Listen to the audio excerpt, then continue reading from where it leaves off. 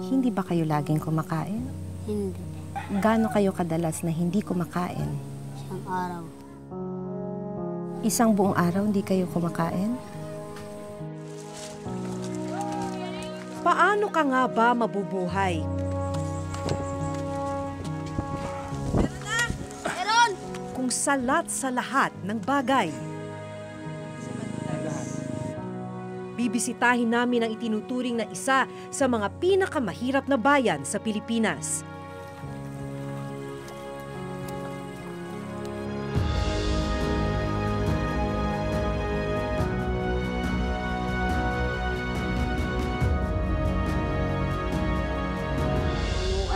Tungod, sampag pasangyaw, sampag... Sa lugar kung saan ang mga may karamdaman, inaabutan na lang daw ng kamatayan. Ay, masakit nga po ay. Gawa lang. Kaya pa mabuhay. Pero wala naman, doktor.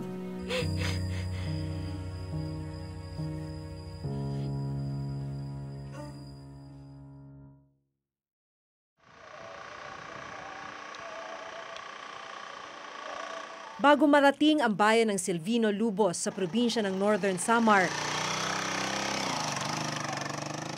ito ang kailangan naming daanan. Matarik, lubak-lubak, at maputik na kalsada.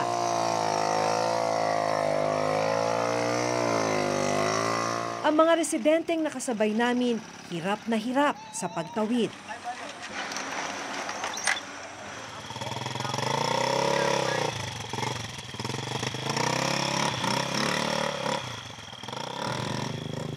Hindi biro makarating sa bayan.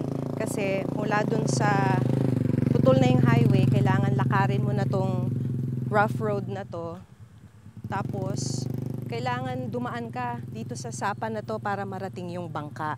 Tapos yung bangka, yun na yung maghahatid sa'yo dun sa mismong bayan.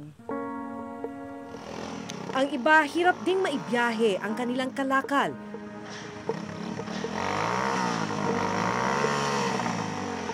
Tulad ng kopra at abaka.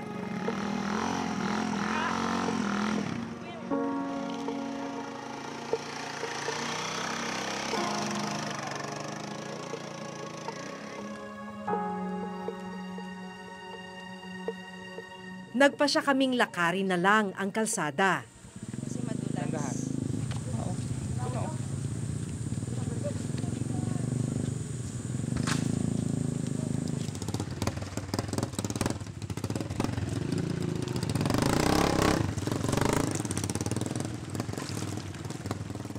Kwento nung ilang mga residente na nakausap namin, may danger din yung paglalakad dito dahil pagka biglang umulan, biglang tumataas yung tubig, tapos malakas yung current.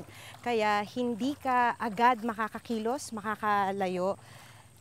May danger nga daw na kung ikaw matrap sa ganung sitwasyon, pwede kang malunod.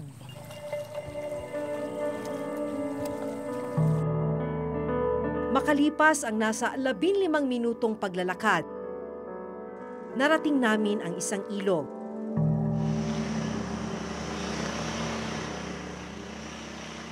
Dito sa may ilog, nakaabang na yung mga bangka na papunta sa bayan. So, kada ulo, ang singil, 50 pesos. Magandang umaga po.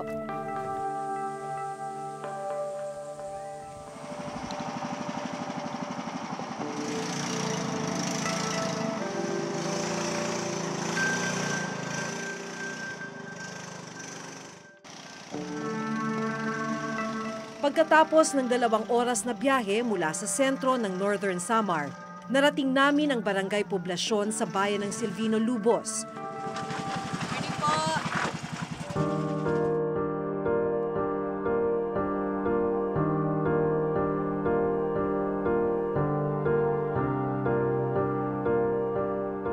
Inabot ng halos 1 oras yung pagsakay natin ng bangka para makarating dito sa bayan ng Silvino Lubos. Itong bayan na to, ang pinakamahirap na bayan sa Northern Samar.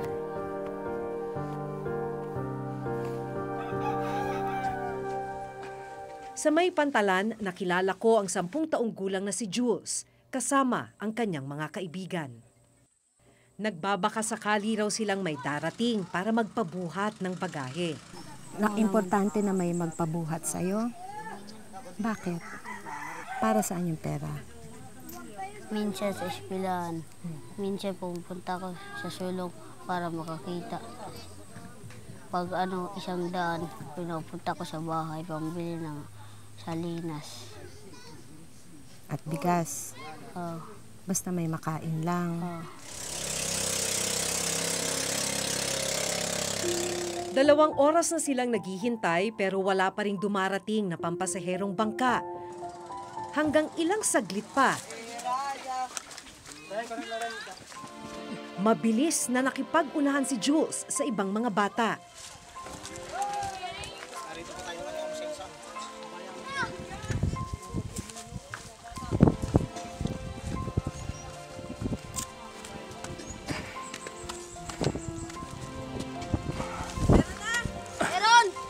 Tumatangulay. Masakit ang likod. Yung kamay. Yung kamay masakit. Oh. At yung dito sa liig. Tinitiis mo siya. Oo naman.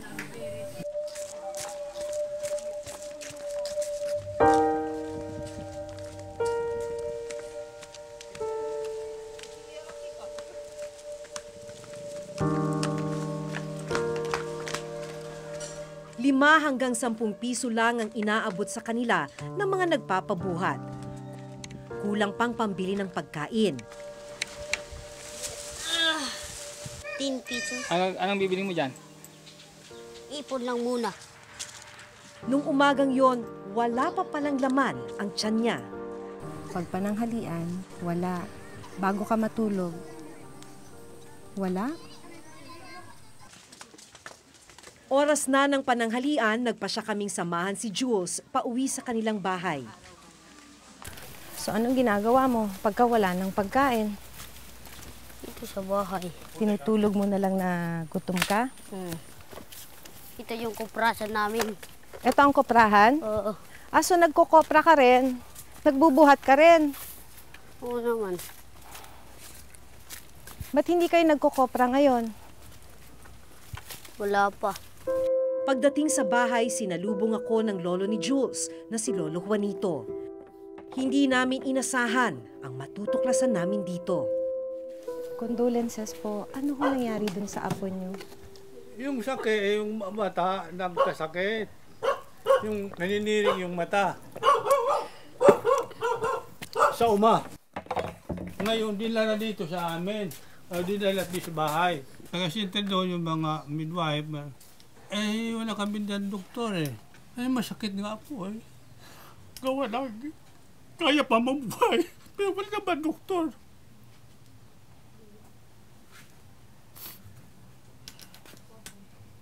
Tapos hindi nyo naman ho maitakbo. Hindi namin may magtagbo dahil wala sasakyan dito. Wala kami pera. Ang ginawa, nandiyan lang kami dahil lapit na naman, wala bang pamasahe. Saka umaasa ko dahil nagbibigay ng gamot. Wala sila doktor. Kamamatay lang pala ng 3 taong gulang na kapatid ni Jules na si Ivan, gabi bago kami dumating.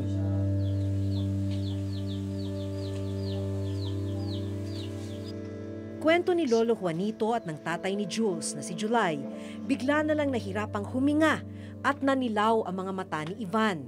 Dinala nila ang bata sa Rural Health Unit sa bayan pero paracetamol lang ang naibigay dito.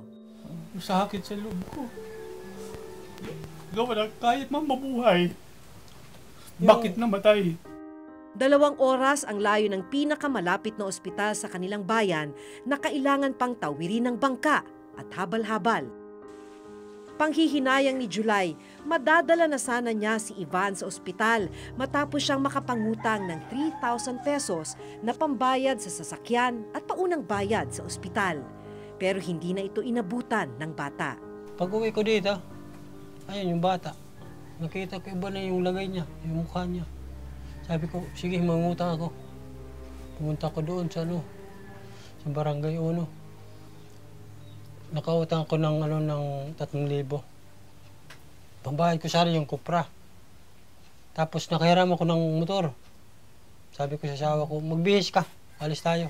Nung nagbibihis siya, nakita ko yung bata, gumanon. Binuhat ko agad, pinarga ko. Wala. Hanggang wala na. Inano ko siya, mouth-to-mouth recitation. Pinam ko yung dito, tapos mouth-to-mouth kami. Wala pa rin. Sabi ko, wala na.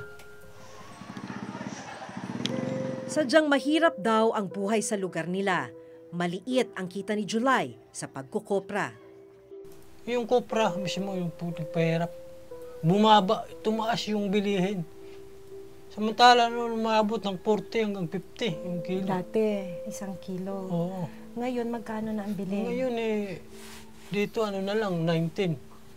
19. Oo. Ibabiyahe nyo pa po yun. Bibiyahe pa, may bayad pa, bawat pagkarga, 50.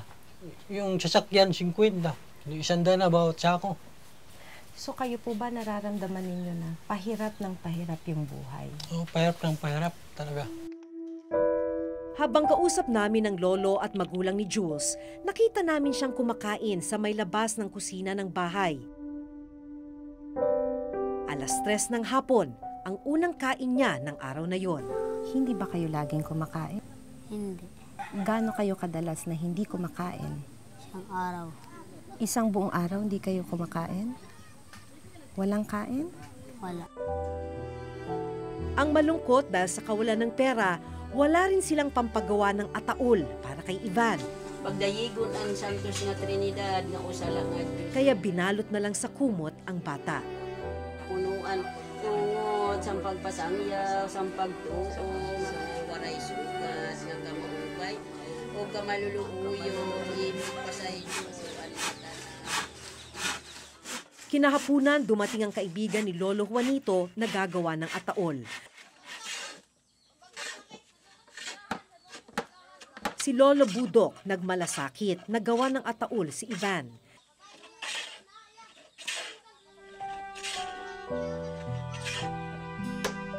Kinagabihan, nalaman naming wala rin palang kuryente sa lugar. Kahit madilim, nagpatuloy si Lolo Budok sa pagpapanday ng ataol.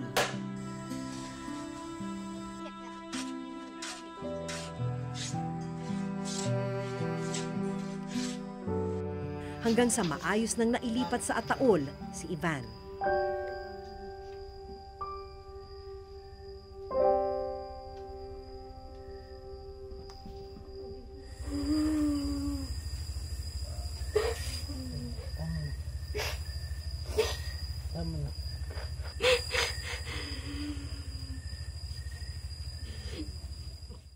Kulang ng pagkain yung pamilya, kulang ng pagkain ng mga bata, ayun, magre-resulta ng malnourishment yung mga bata. Kalimitan po, karamihan sa mga pamilya rito, pag sinabi ho nating karamihan, are we talking about 70 to 80% of the families? Even 90%.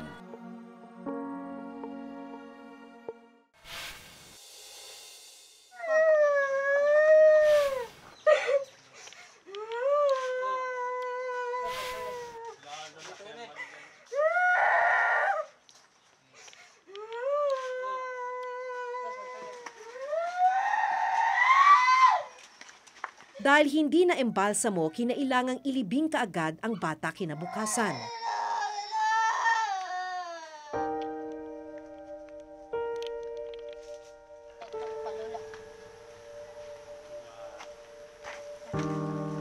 Nalaman namin na hindi lang pala si Ivan ang namatay na kapatid ni Jules.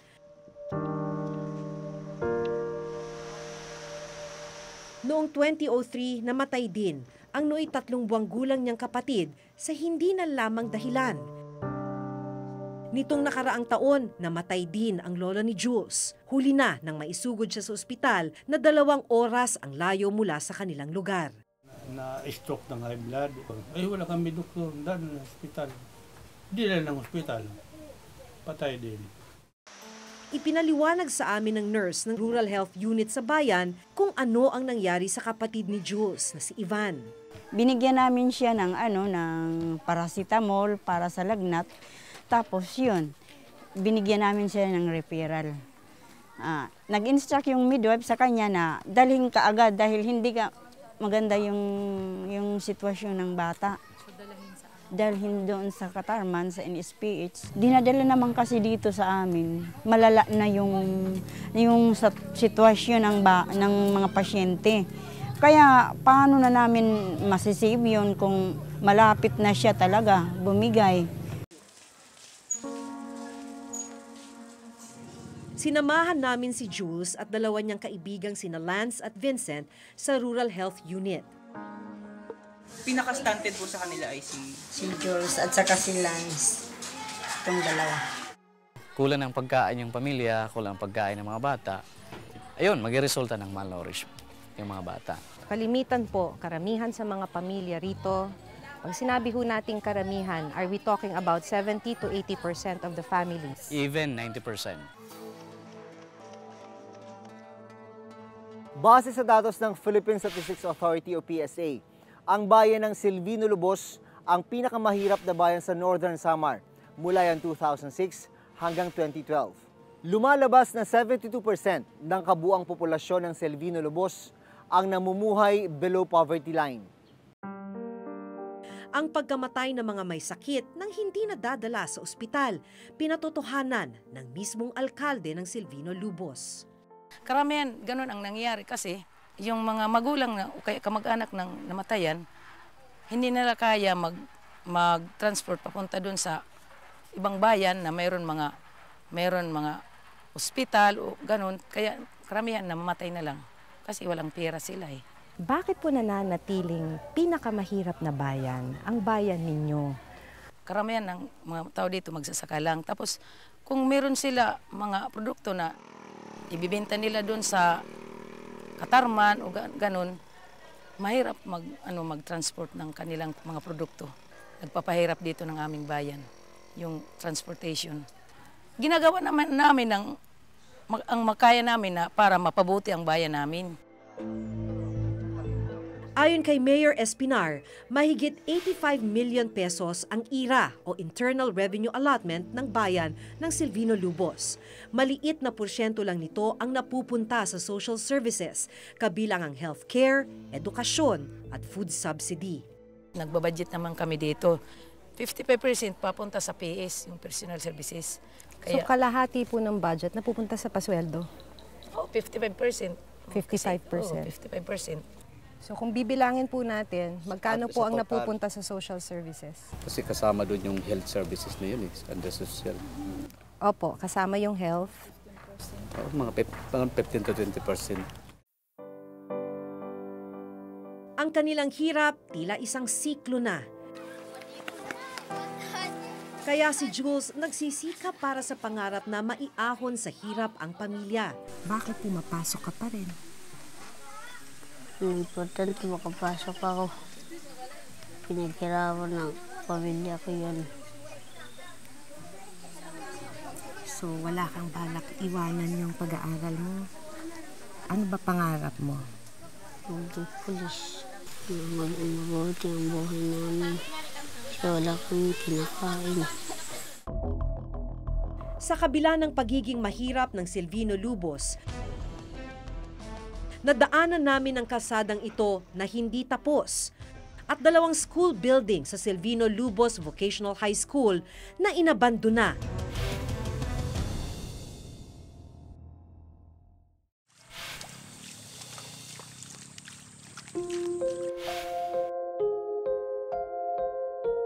Ay, masakit nga po eh. Gawa lang. Kaya pa mabuhay. Pero wala naman, doktor. Sa kabila ng pagiging mahirap ng Silvino Lubos, nadaanan namin ang kalsadang ito na hindi tapos. Parang andyan naman yung hope na paunti-unti magkakaroon ng kalsada. Pero so far, hindi pa rin natatapos. At dalawang school building sa Silvino Lubos Vocational High School na inabandona. Dapat sana na turnover na ito, natapos ito noong January 18, 2018. Tingnan nyo naman, poste lang eh. Sa aming susunod na report, Sisiyasatin ng Reporter's Notebook kung bakit hindi tapos. Iniwang nakatenga at hindi napakikinabangan ang mga proyektong makatutulong sana sa mga mahihirap na residente ng Silvino Lobos.